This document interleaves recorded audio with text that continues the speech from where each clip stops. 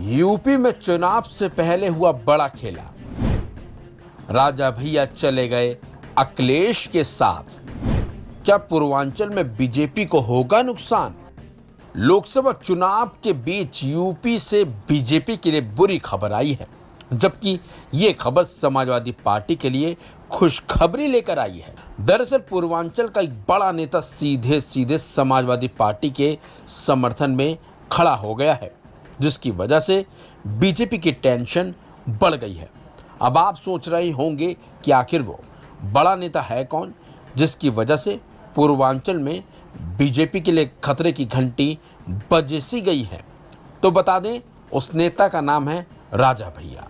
वो राजा भैया जिन्हें लेकर उम्मीद की जा रही थी कि इस लोकसभा चुनाव में राजा भैया बीजेपी को समर्थन देने वाले हैं, लेकिन अचानक से उन्होंने अपना फैसला बदल दिया और समाजवादी पार्टी का समर्थन देने का ऐलान कर दिया।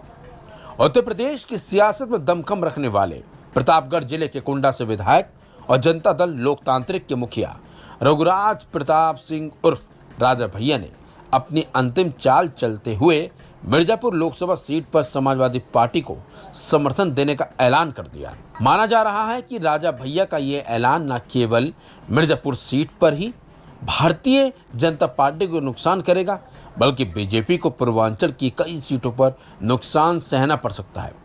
जिन सीटों पर बीजेपी को अब नुकसान हो सकता है, उनमें प्रतापगढ़, जौनपुर, मिर्जापुर और इलाहाबाद सीट शामिल है। दरअसल बीते कुछ दिनों से एनडीए के नेता राजा भैया पर हमलावर नजर आ रहे थे, जिसमें केंद्रीय मंत्री अनुप्रिया पटेल और रामदास अठावले शामिल हैं। अनुप्रिया पटेल ने कौशाम्बी और प्रतापगढ़ में चुनाव प्रचार करते हुए राजा भैया पर हमला बोला था।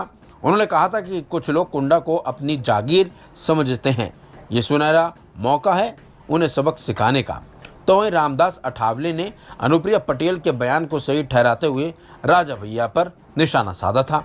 ऐसे में अटकलें लगाई जा रही थी कि राजा भैया के खिलाफ बयानबाजी बीजेपी को भारी पड़ सकती है, और अब वही हो गया।